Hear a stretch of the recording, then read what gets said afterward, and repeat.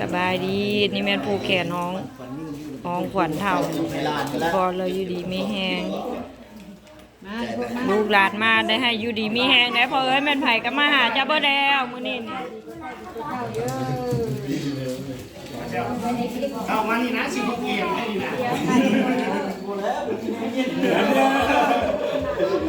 ต้องเย็นของว่าเข้าเอามาบุกเอาไอ้อยู่เงินอยู่ซานได้ไหม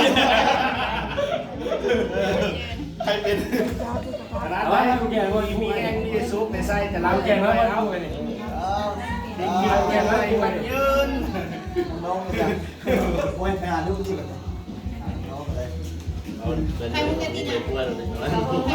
ะ จับนายตั้งเสื้อสีบัวเป็นเจ้าสาวเมื่อวานนี้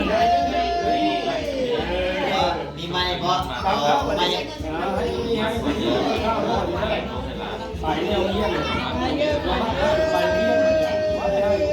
เคยไหมก็รับรับไหมยาบุรีนี่นี่ร้านผู้หรอวะโตไปสรุปซุปเสื้องามเอาโคตรกระโดด เสื้องามเนี่ยทรงไปงาน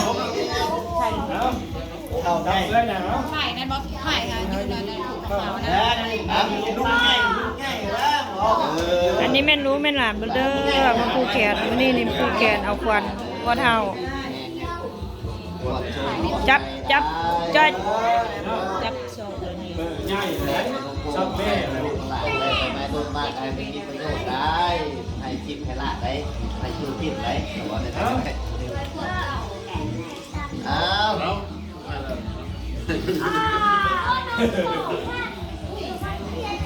จอยกันไป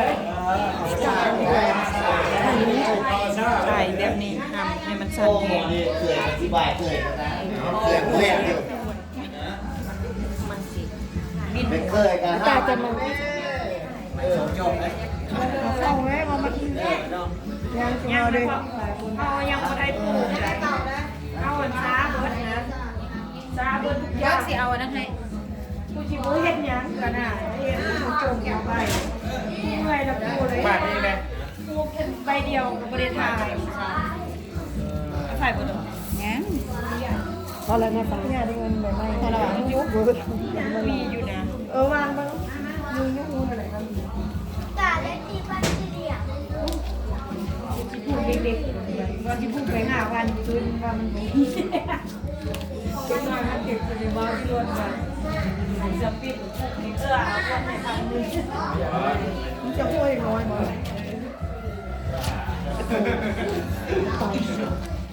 ผมไปเด้อคุณยายเด้อพักเดือนพักไปหลาย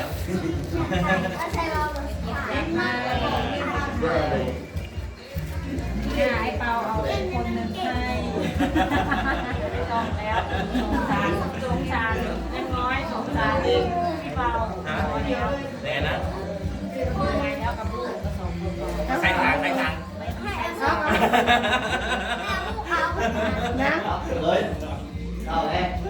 แซ่กระเป๋าจัง